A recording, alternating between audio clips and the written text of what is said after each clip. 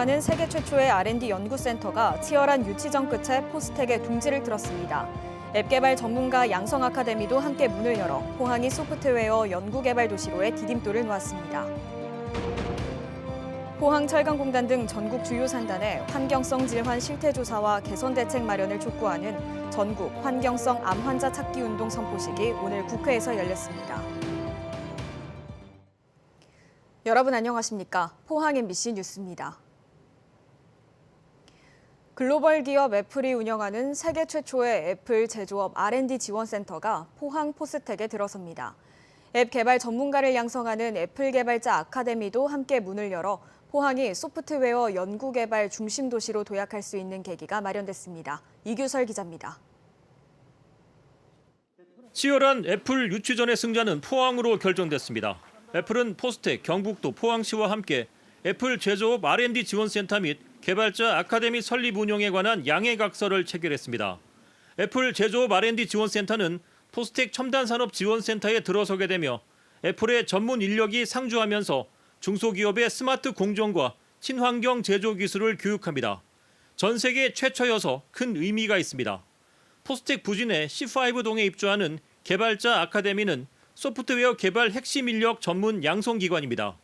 교육생 200여 명을 9달간 집중 교육해 개발자와 디자이너로 육성하는 전문 교육 프로그램입니다. 한국의 젊은 세대가 전 세계 iOS 앱 경제에서 비즈니스를 확장할 수 있는 기회를 찾도록 도울 것입니다. 애플 유치전은 치열했습니다. 부산과 창원, 구미 등 25개 지자체가 애플 유치에 나섰고 포스텍과 경북도 포항시는 지난 4월부터 민관합동 TF를 구성해 총력전을 펼쳤습니다.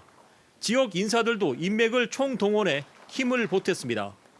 캠퍼스 내에 교육과 연구에 대한 인프라가 충분히 갖춰져 있다는 것을 증명하고 있다고 생각을 합니다. 애플 유치를 계기로 경상북도와 포항시는 포스텍을 소프트웨어 혁신파크, 포항시는 벤처 창업 허브로 육성하기 위해 전략 수립에 들어갔습니다. 우리 경북이 이런 큰 기업에서 R&D를 지원해주는 연구 중심의 그런 지역이 된다는 것이 굉장히 의미가 크다고 생각하고 IT 관련 새로운 인재를 양성해서 관련된 산업이 일어날 수 있도록 그렇게 적극적으로 나선다는 의미에서 우리 지역이 새롭게 도약할 수 있는 그런 부분이 생겼다고 생각합니다. 애플은 5년 전부터 공정위 조사를 받고 1,000억 원 규모의 상생 지원안을 제시한 바 있으며 이번 투자는 지원안 이행 차원에서 결정됐습니다. 애플은 결국 포항을 선택했습니다. 애플은 지역화 그리고 포항은 세계화를 통해 서로 시너지 효과를 낼 수 있게 되기를 기대해 봅니다. MBC 뉴스 이규설입니다. 지난 2017년 규모 5.4의 지진이 발생한 포항 지열발전소 부지에 지열지진연구센터 건립이 추진됩니다. 산자부는 실시 설계비 7억 원을 들여 지열발전 부지를 지속적으로 관리하고 지진 단층 등을 연구하는 지열지진연구센터 건립 계획을 밝히고 이를 내년도 정부 예산안에 반영했다고 밝혔습니다. 이에 따라 국회에서 예산안이 통과되면 바로 실시 설계에 들어가 2024년쯤에는 지진연구센터가 완공될 것으로 전망됩니다. 이달 초 포항 시민들이 철강공단 인근 주민들의 환경성 암 문제에 대해 직접 조사에 나섰다는 소식 전해드렸는데요. 이런 시민들의 자발적인 움직임이 전국적인 운동으로 커질 것으로 보입니다. 오늘 국회에서는 전국 환경성 암 환자 찾기 운동 선포식이 열렸습니다. 박성아 기자가 전합니다. 포항제철소를 마주하고 있는 포항시 해도동. 한 집에서 포항산단에서 날아온 분진을 몇 년 동안 모았더니 비닐봉지 한 가득입니다. 마시고 살았지. 갈 데가 없잖아. 돈이 없으니까. 이 집을 중심으로 반경 900m 안에는 확인된 암 환자만 35명입니다. 그때 사진을 찍었는데 폐 사진을 찍어보니까 이 홍이 뭐 종양인지 뭔지 한 19mm짜리가 하나 나가지고 하나 또 이암 수술해갖고 와 있고 우리 동에만 또 3명이라 저쪽 동에는 2명이고. 상황이 이렇지만 지난 수십 년 동안 환경성 암에 대한 제대로 된 전수조사는 없었습니다. 결국 이달 초 참다 못한 포항 시민들이 직접 움직이기 시작했습니다. 자체적으로 피해 조사에 나선 겁니다. 주변에 아시는 분들이나 가족 중에 폐가 좋으신 분들 있으면 꼭 이렇게 연락하라고 좀 전해주십시오. 이런 움직임은 전국으로 확대되고 있습니다.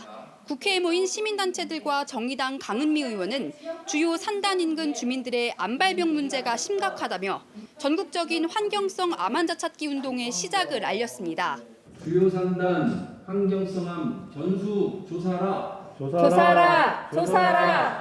특히 환경성 암 문제에 있어 피해 조사와 함께 배출물질 저감이 중요하다며 제도적인 허점을 지적했습니다. 배출 저감 의무 사업장으로 지정된 업체는 배출물질 저감 계획서를 환경부에 제출하도록 4년 전 법이 개정됐지만 이런 계획을 주민들에게 공개하고 이행을 점검하는 것이 의무 사항이 아닌 데다 지정 기준에도 문제가 있어 법의 실효성이 떨어진다는 겁니다. 발암물질을 분명히 쓰고 있는 것으로 발생되고 있는 것으로 누구나 알고 있는 포스코가 빠져 있다는 것은 이 대상 선정에 있어서의 문제점이 있지 않느냐. 직업성 환경성 암 119는 배출물질 저감 계획서 공개를 각 지자체에 촉구하는 한편 홈페이지를 통해 전국 환경성 암 신고 접수를 이어갈 계획입니다. MBC 뉴스 박성아입니다. 원자력안전위원회는 울진 한울원전 4호기 정기검사 결과에서 경납 건물 콘크리트, 채움 불량과 부식이 발견됐고 증기발생기 이물질 400여 개가 발견됐다고 밝혔습니다. 원안위는 지난 6월부터 실시한 정기검사 결과 원전 경납 건물에서 방사성 물질 누출을 막아주는 내부 철판의 콘크리트 미채움이 한 건이 확인돼 보수 작업을 시행할 계획이라고 밝혔습니다. 또 경납 건물 상부돔 내부 철판 부식도 75건이 확인됐으며 증기발생기의 내부 이물질 검사에서도 이물질 423개가 확인돼 제거 조치했다고 밝혔습니다. 최근 코로나19가 외국인을 중심으로 확산하고 있습니다. 외국인의 백신 접종률이 내국인과 비교해서 절반 이하 수준이기 때문이라는 분석인데요. 특히 실태를 파악하기 어려운 미등록 외국인, 이른바 불법 체류자들에 대한 대책은 사실상 마련하기 힘든 상황입니다. 예방접종을 하라고 독려는 하고 있지만 현실은 그리 녹록지 않습니다. 한태연 기자가 취재했습니다. 대구 달성군 화원에 마련된 예방접종센터에 외국인들이 번호표를 받기 위해 줄을 섭니다. 이들 대부분은 미등록 외국인, 이른바 불법 체류자들입니다. 최근 대구에서 베트남인의 집단 감염 뒤 방역당국이 접종을 독려했기 때문입니다. 그런데 이곳을 방문한 한 베트남인은 백신도 맞지 못하고 되돌아가야 했습니다. 보건소에서 임시관리번호를 받고 예방접종센터를 방문해야 하는데 그럴 시간조차 없기 때문입니다. 오포 보건소에 가면 시간 많이 걸려요. 사람 많아서. 이쪽에 가면 빨리 신청할 수 있는데 여기는 안 돼서 좀 걱정해요. 일터에서 자리를 비우는 것을 꺼리는 사업주 탓에 미등록 외국인들은 주말에만 백신을 맞아야 합니다. 또 언어 소통에 어려움이 많아 보건소를 직접 방문해 접종 신청을 하는데도 쉽지 않습니다. 신분 노출도 원하지 않아 방역당국도 이들을 파악하기는 쉽지 않은 상황입니다. 방역당국이 파악한 대구에 거주하는 외국인의 2차 접종률은 18%입니다. 대구 시민 전체의 2차 접종률 42%에 절반에도 미치지 못하고 있습니다. 유학으로 한국 왔는 친구들은 여권하고 외국인 등록증은 학교에서 안 보내주니까 그래서 본인은 신분증 없기 때문에 대구시는 개인정보를 철저히 보호하고 있어 접종을 통한 신분상의 불이익은 없다고 밝혔습니다.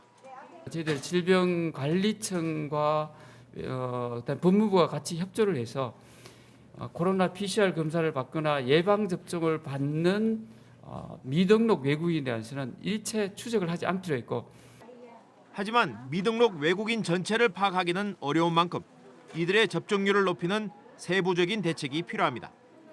MBC 뉴스 한태현입니다. 방역당국은 10월 초에 개천절과 한글날, 사흘 연휴가 두 차례나 있어 휴양지가 몰려있는 경북 동해안에서 코로나 확산 가능성이 높을 것으로 우려하고 있습니다. 지금까지 코로나 발생 현황을 보면 동해안의 경우 수도권 관광객이 몰려오는 연휴 이후에 코로나 확진자가 증가하고 있어서 철저한 방역수칙 준수가 필요합니다. 방역당국은 관광객이나 타 지역 거주자와 접촉한 사람은 증상 여부와 관계없이 적극적으로 코로나 검사를 해줄 것을 거듭 당부했습니다. 화천대유 사태가 새로운 국면을 맞으며 일파만파 대선 전국을 뒤흔들고 있습니다. 화천대유를 들어 이재명 지사를 공격하던 곽상도 의원은 자기 아들이 퇴직금 50억 원을 받았다는 의혹에 탈당을 했죠. 이 한 건으로 여는 수세에서 공세로, 야는 공세에서 수세로 바뀌었습니다. 대선과 내년 지방선거에 미칠 영향을 김철우 기자가 보도합니다. 국민의힘이 화천대유로 이재명 지사를 무차별 공격하는 와중에 국민의힘 소속 곽상도 의원 아들의 퇴직금 50억 원 의혹이 불거졌습니다. 곽상도 의원이 아들을 화천대유에 소개했고 5, 6년 일하고 퇴직금을 50억 원이나 받은 것이 드러났기 때문입니다. 시민사회단체들이 곽 의원을 뇌물 혐의로 공수처 등에 고발했고 곽 의원은 탈당했습니다. 당내 대선 주자들도 강하게 비판하고 나섰습니다. 일부 정치인들이 명단이 거기 또 있더라고요. 국민의힘도 마찬가지고요. 그래서 제가 국민의힘은 이런 사건이 생길 때마다 진짜 이 자정 노력을 우리 스스로 자정 노력을 해야 된다. 당 지도부가 이거를 탈당을 그대로 방치한 데 대해서 굉장히 반성해야 된다고 생각을 합니다. 내년 대구시장에 나가겠다고 선언했던 곽상도 의원의 탈당으로 국민의힘 공천 경쟁의 판도에 변화가 예상되고 있습니다. 선거가 대선 언저리에 있는 건데 안 된 거죠. 사실 이걸 끝난 거죠. 캠프에서 이제 후보군들 나오지 않겠습니까? 하지만 지역 정가에 미치는 영향은 크지 않을 것으로 보입니다. 저는 원래부터 그렇게 생각했어요. 곽상도 의원에 대해서. 그러니까 곽상도 의원이 그렇게 상수로 대구시장에 국민의힘 쪽 후보가 확실히 되라 그렇게 생각은 안 했어요. 저는 크게 미치지 않을 거라고 봐요. 여당의 유력 주자를 공격하며 국민의힘 저격수를 자처했던 곽상도 의원이 본인의 비리 의혹에 휘말리면서 국민의힘도 함께 소용돌이의 중심으로 들어가 버렸습니다. MBC 뉴스 김철우입니다. 울릉군이 헬기를 이용해 처음으로 성인봉 일대 명이나무 씨앗 1,500kg을 파종했습니다. 그동안 울릉산악회 회원들이 씨앗을 배낭에 지고 파종하기는 했지만 낭떠러지 등 산세가 험해 파종에 어려움을 겪었습니다. 울릉군은 올해로 8년째 명이나무 씨앗을 파종하면서 군락지가 형성되고 있다며 울릉도 고유자원 회복과 주민 소득 증대에 기여할 것으로 기대하고 있습니다. 쾌청했던 어제와는 달리 오늘은 하늘이 흐린 가운데 한낮 기온이 21도에서 23도에 머물렀습니다. 내일도 흐리고 선선한 날씨가 이어지겠습니다. 조주경 기상캐스터입니다. 선선한 바람에 곳곳으로 코스모스까지 피어 있어서 무르익어가는 가을 정취 느끼기 더할 나위 없이 좋습니다. 여기에 파란 하늘까지 함께하면 좋을 텐데 아쉽게 오늘은 흐린 가운데 영덕의 한낮 기온은 21.2도에 머물면서 어제보다도 3도가량 낮았습니다. 내일도 하늘은 대체로 흐리겠지만 공기는 깨끗해서 활동하시기에는 무난하겠습니다. 다만 경북 동해안 곳곳으로는 동풍의 영향으로 내일 새벽부터 아침 사이에 빗방울이 떨어지는 곳이 있겠습니다. 이어서 자세한 내일 날씨 보겠습니다. 아침 기온은 16도에서 20도로 오늘과 비슷하게 출발하겠습니다. 한낮에는 영덕 22도, 포항과 경주, 울진이 23도에 머물면서 낮 기온은 오늘과 비슷하거나 조금 낮겠습니다. 울릉도와 독도도 대체로 흐린 가운데 아침 기온은 울릉도 18도, 독도 21도로 출발해 한낮에는 22도에서 23도 분포에 머물겠습니다. 동해바다의 물결은 0.5에서 최고 1.5m로 잔잔하게 일겠습니다. 모레 수요일에는 비 소식이 들어있습니다. 수요일 오전부터 내리기 시작해 목요일 아침까지 이어질 전망인데요. 예상되는 비의 양은 5에서 40mm 정도가 되겠습니다.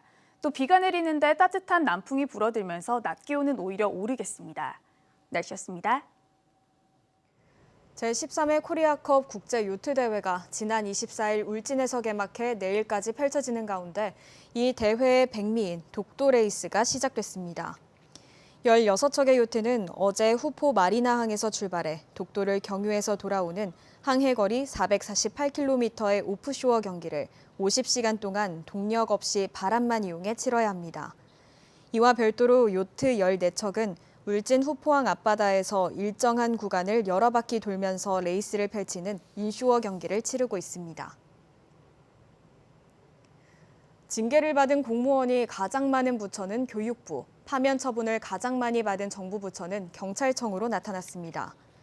국회 행정안전위원회 박완수 의원이 인사혁신처로부터 받은 최근 3년 국가공무원 징계 현황 자료에 따르면 교육부 징계 건수는 2018년엔 769건, 2019년엔 786건, 지난해엔 671건으로 정부 부처 가운데 가장 많았습니다.